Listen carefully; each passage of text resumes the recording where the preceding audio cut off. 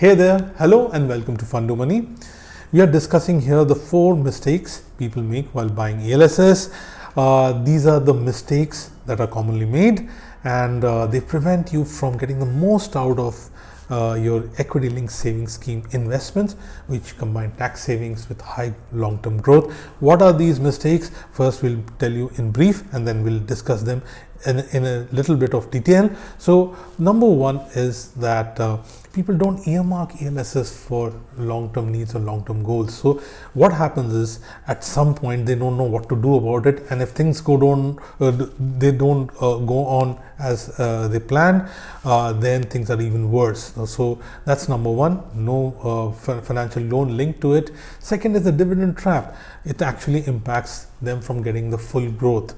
Basically, people opting for the dividend option in ELSS, the money needs to stay invested and grow. You're basically taking high risk so that the money grows. So that's number two. Number three is people get too excited by short-term performance 1 year. So there's this whole clamor of which is the best performing ELSS, as if it's going to make a huge difference to you with the amount of money you're going to save, end up saving. It never really happens that way. If it really happens that way, it is because of a completely different set of reasons. You don't need to know that. We'll discuss it briefly. Then there's this whole problem of people waiting till February, March to make the investments for the whole year, and then as a result, because of that rush, you don't think, you haven't evaluated, you don't know why you're doing it, and you just buy something. If it gets into trouble, then there's a mess, because there's a 3-year lock-in period. Then people redeem after 3 years. They liquidate it when they need to stay invested for the long term. So these are to get the gains. So these are the the 5 sort of mistakes that we will be discussing in a little more detail, but that's coming up in just a little while.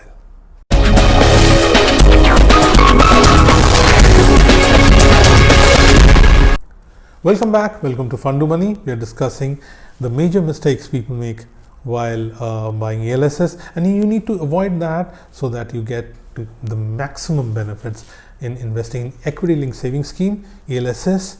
A lot of people call it ELSS fund, so that you get the best deal out of it, because remember, unlike other tax saving investments, you're taking a high risk, and you're taking that high risk because you want a higher return, you want to save more. So what is the first mistake that we want to discuss? That is, there's no link between ELSS investment and your any financial goal. Every investment needs to have a destination. When you drive a car, if you take a great car, you basically want to go to a destination. If you don't have a destination, if you just are concentrating on the fact, when you focus on returns, it's like focusing on the fact whether the car can move fast or not. But ultimately, you're driving the car to reach somewhere, right? So this is something that you need to remember, that there has to be a destination for your investment. You need to know why you're investing, for what you're investing, and obviously it has to be a long-term requirement where you need a large amount of money, because in the short term, if you need, ELSS is not right for that, because there will be fluctuations, market turbulence. You need to be mentally prepared for that. The long term, it works out pretty nicely, like any other equity fund. Equity fund means a mutual fund where investors' money are invested in shares. So this is something that you need to keep in mind. The next part is people end up buying too many ELSS. I mean, there's this whole clamor of which is the best ELSS, and you'll find lots of discussion on the internet, television, newspaper, magazines. To my mind, it really doesn't make sense, because remember, if you're getting too obsessed by which is the best ELSS right now, a lot of people get obsessed by it, then it is pretty much. And the third mistake that we have listed down is the short-term performance. People get too excited by short-term performance. They're both linked.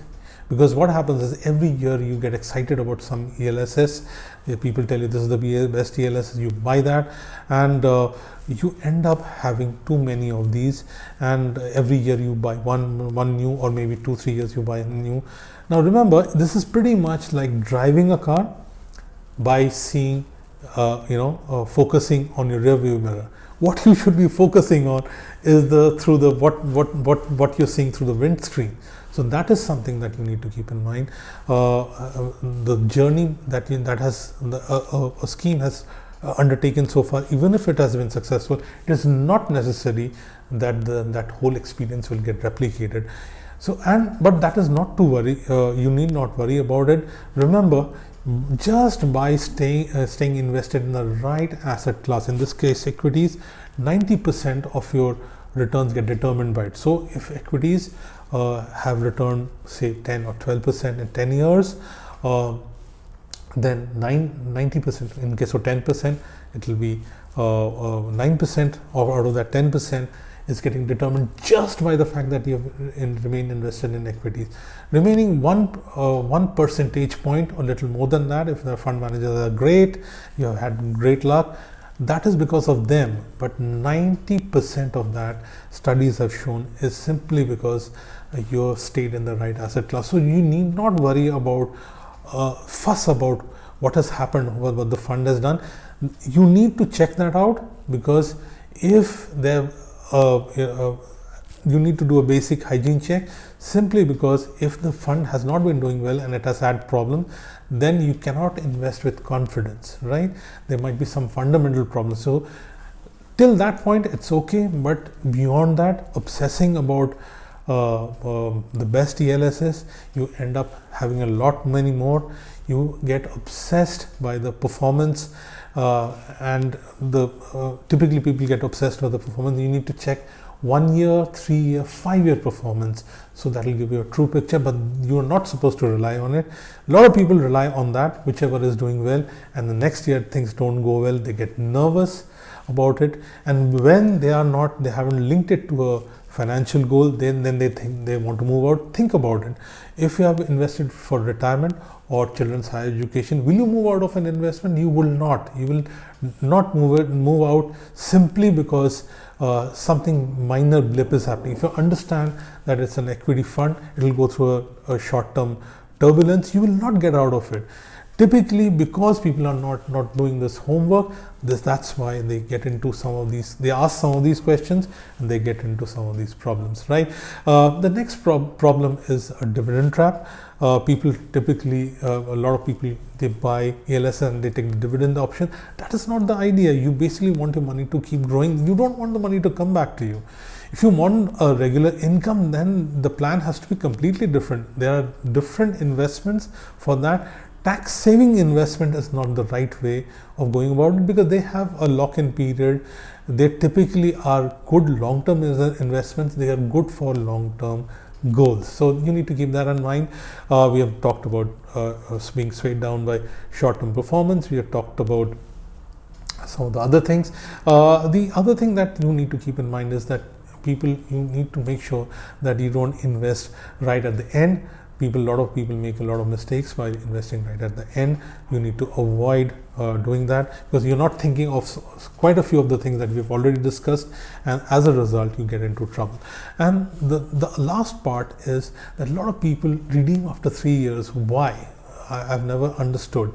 If you're in an equity fund, the lock-in is for 3 years. That is what you're being asked to do. The lock-in of 3 years is actually helping you stay invested for long term. It is not like being in a school, when the school gets over, lots of schools, and the kids come running out as if they were in a jail. That's not what ELSS investment is supposed to be. You're supposed to stay in that school and keep getting educated. That's you're not supposed to, that investment is not supposed to come home. It's like a school where the student has to stay. Your money has to stay in that school, right? So for it to grow, and in an equity fund and in equity investment, you need to stay invested for a long period, which is 8 to 10 years. That's when you get the maximum possible benefit and returns. So these are some of the things that you need to keep in mind. Let's do a quick recap of whatever we have discussed. So number one, one of the mistakes that people make is not linking it with ELSS with goals. They buy too many ELSS. They shouldn't be doing that. 1 or 2 is more than enough. The fund managers don't do enough differentiation. Broadly here and there might be a difference. They are not so different. And remember, you just have 1.5 lakh of allowance to get deduction. You cannot. Then there is provident fund, home loan repayment. There's only so much space that you have. If you're saving more, which you should, there are other places where you can invest. Then there is this whole bit about dividends. You should not be going for dividend option. You should be going for growth option. People get swayed by short-term performance. You should not get excited. You should look at 1 year, 3 year, 5 year, and remember that's no guarantee for future. Don't buy ELSS right at the end, and then stay invested. Don't get out of ELSS just after 3 years. If things are not going well, compare it with the benchmarks of the scheme, compare it with other ELSS, and you will realize that things are not as bad as they look. So hopefully you found this useful. If you liked it, hit the like button, share it with others, and get connected with us on all leading social media networks. Till the next time, take very good care of yourself, and goodbye.